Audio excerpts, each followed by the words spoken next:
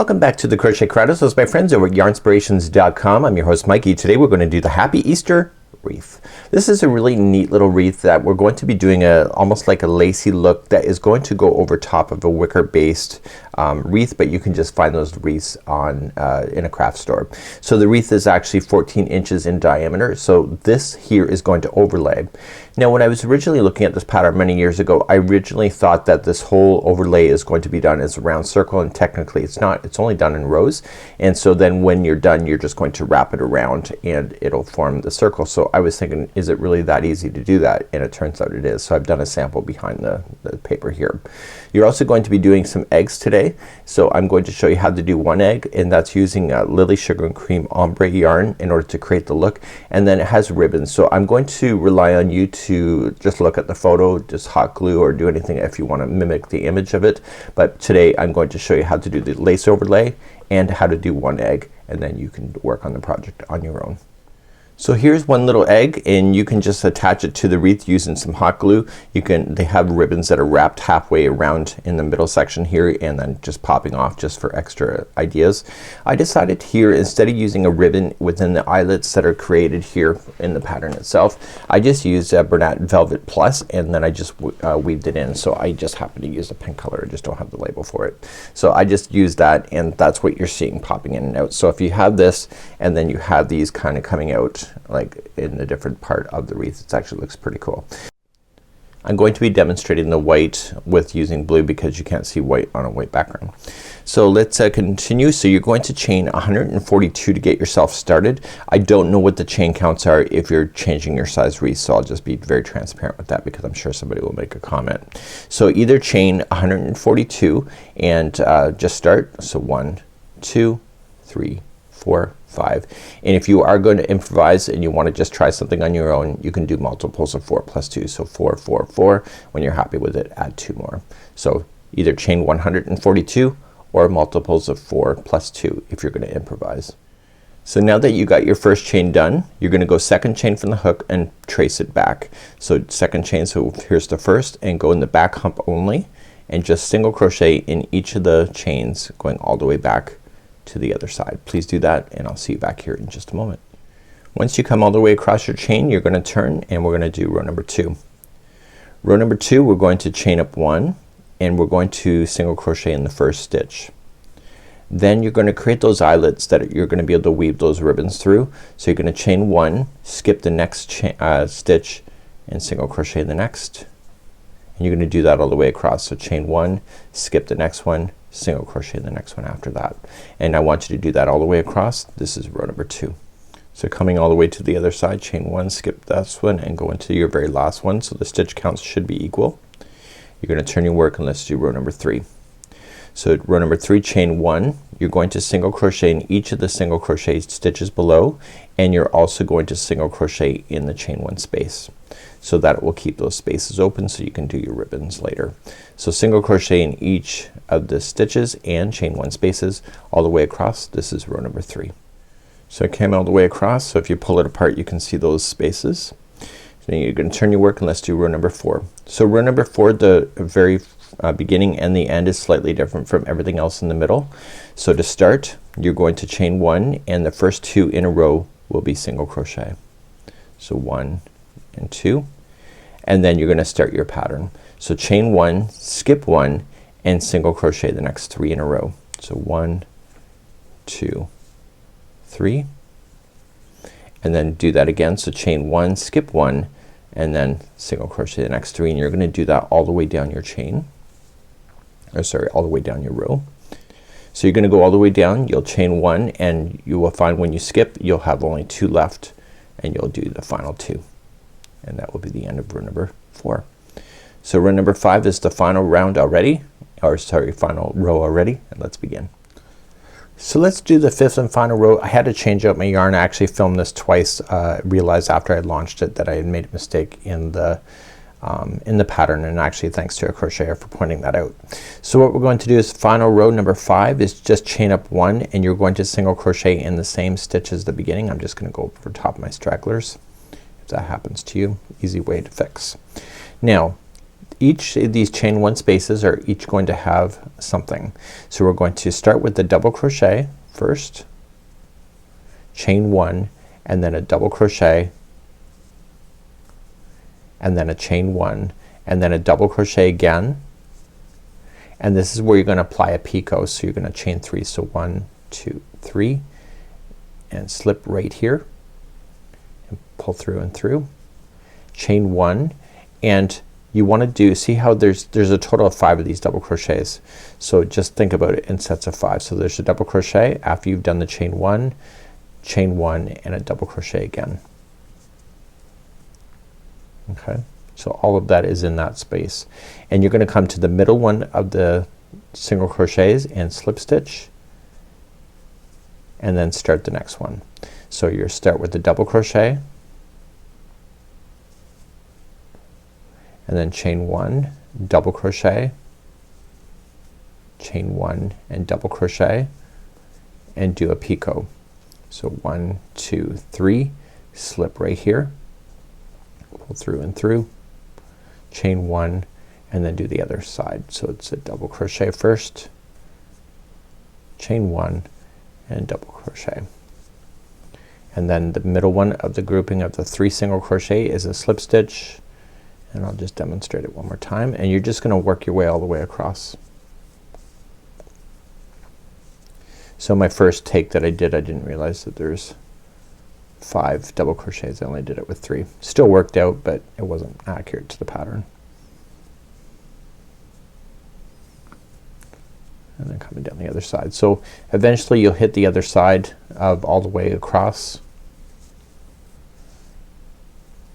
So you're gonna do the last space then before the end.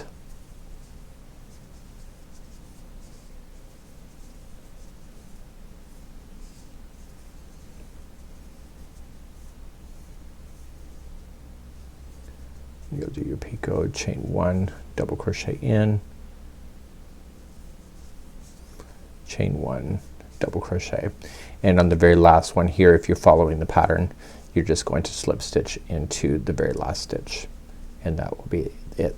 So now all you just need to do is just with the needle or a tapestry needle is just join the 2 edges together. So what I'm gonna do is I'm gonna take you back to the original sample that is technically wrong, but it explains that in better detail, and therefore you'll have that. So this section here is forcing it to bend, and that's exactly what you're looking for. So I'll be back with the other sample right now around. So let me just pull my other sample, and because it's gonna be much bigger, of course, I'm just gonna wrap it around like this. And so this end will attach to this end. So let me just back you out even further. And so you will see that it's just joining right here. So what you can do then is that with this eyelets you can put in your ribbons. I'll show you that quickly right now. So let me show you how to do the ribbons. So you could do this with a tapestry needle. I find it's just easier than it is to manually feed it through. So you just do that, and then just going in the project, so it'll be already sewn together, so you'll have the full circle. So just take your tapestry needle and just weave it in and out of there, of those chain 1 spaces, and I usually do 4 at a time, and I pull slack because you have to go all the way around, right? And so you want to just keep weaving. Almost sound like Dory just keep swimming. And you will notice that the number of eyelets that this last piece will take you to the opposite side, so it will take you to the back, and if it doesn't, just improvise it so that it will come to the back of the project. And so before you secure anything, you want to just kind of tug up on these things, make sure it has enough slack that you would want it to, and then on the back you just want to just drag it through some stitch work here just to kind of lock it. You are using hot glue to glue this down into the wreath itself, so you don't have to be too exact because it'll be stuck anyway to the wreath and you'll never see it. So then you can see you would have your piece like that. Isn't that nice? So I'm gonna show you how to do the egg next. As we begin to do the egg, I'm going to show you a method that we do not use a slip stitch, so that you don't have a slip stitch line on your egg at all. So you're going to start and you're going to just chain 2, so 1 and 2, and second chain from the hook I want you to put in 6 single crochets. Okay, and 6. Pull up a loop and just use a spare piece of yarn and put it up underneath that 6th one, and don't join it with the slip stitch like it says in the pattern, so that you don't have a slip stitch, but if you prefer that, just follow the pattern then. So now I want you to move on to round number 2. So in round number 2, don't chain 1 like it's suggesting, because we're doing something slightly different. So starting in the first one, I need you to just immediately go to the first one. If you're not sure, just count back the 6. So 1, 2, 3, 4, 5 and 6. So this is the first one, and what you need to do is that you need to single crochet that one. Okay, and sorry, I'm a little tight this morning. So we have this, so the first one is 1 single crochet by itself, and the next one has 2 single crochets. So 1 and 2, and so the next one has 1 by itself,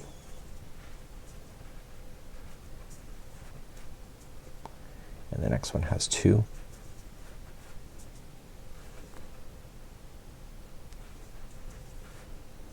sorry, I don't know why I'm so not agile this morning. The next one has 1, and the very last one should have 2 in it, and that's because the first one started with 1 on its own, and so that was then round number 2. So just move your stitch marker up so you can see it in the future, and we're gonna go to round number 3 now. In round number 3, just starting in the very next stitch, and we're not chaining 1 because we're improvising, so we're gonna do 1 single crochet in the first one, and then we're gonna do 2 single crochets in the next. So 1 and 2, and then 1 single crochet in the next, and then 2 into the next one after that. So 1 and 2, and then it's 1, and then the next one has 2 in it, 1 and 2, and then 1, and then this one has 2, 1 and 2, and the very last one has 1 on its own. And I want you to move that stitch marker up, and we're gonna progress to round number 4 all the way through 8, which is a total of 5 rounds. And let's get ready to do that next. So rounds 4, 5, 6, 7 and 8, there's 5 rounds. They're just 1 single crochet in each. So as you pass the stitch marker, just move it on up. And so if you notice that on the introduction you saw the numbers that were written, handwritten, that was what that was. So please do rounds number 4, 5, 6, 7 and 8, and it's just 1 single crochet in each, and just write the numbers 4, 5, 6, 7 and 8 and just check it off as you pass them. And I'll meet you at the end of row number 8 in just a few moments, and make sure you have your stuffing ready for when we come back in just a moment. Now that I got all the way to the 8, I want to take this and I want to get some stuffing that I have, and I'm just gonna push in. It says to stuff firmly. You can decide what works for you.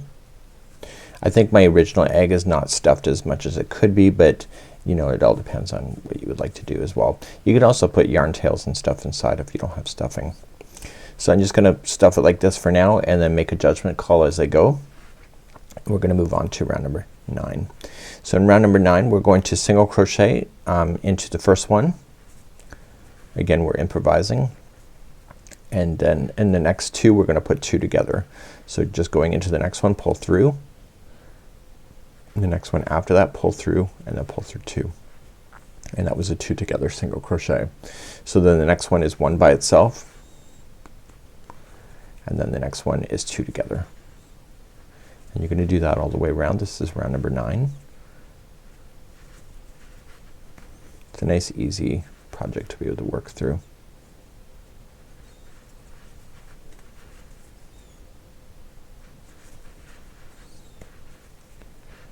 Okay, we're gonna put the next 2 together, and then you can see where the stitch marker is, so then that is the last stitch of the round. So there's just 1 there, and then you move that stitch marker up, and we're gonna move on to round number 10 in a moment. So we're gonna move up to round number 10. So we're gonna start immediately in the first one, so we'll single crochet, and then we're gonna put the next 2 together. Make sure you feel like the egg is stuffed right, so it's one in the next and the next two together, and then one in the next, and the last two are together. And you can move that stitch marker up one last time before getting rid of it next time, and we're moving on to the final round, number 11. In round number 11 you're gonna start with immediately, and you're gonna put the first two together, and so you'll be doing two together all the way throughout the round. So there's no single crochets that are on their own. It's gonna be a bit of a tight fit, so just take your time. And two together.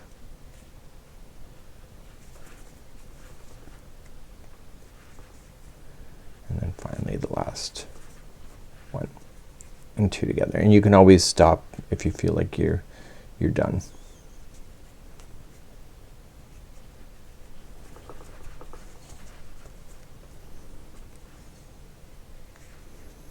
Okay, so this is where the journey will end, and so what I want to do then is that I want to trim that yarn, and I trim it long enough so that I can put that into a tail, and I want to just pull that tail through.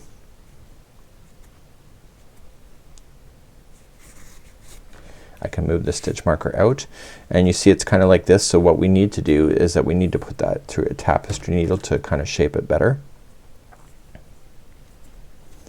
So I want to go down and kind of pull it down a little bit, and I'm gonna go all the way to the bottom,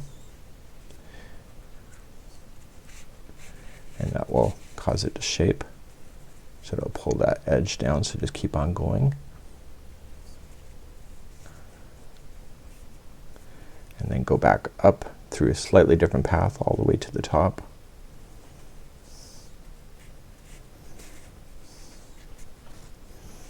Again, keep on shaping, and then one more time down.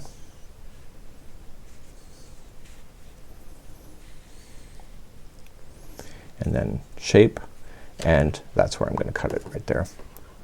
So when you're ready and you have all your eggs done, it says all the counts of the different types that you would like to do, but you can just ram as many eggs on that you want.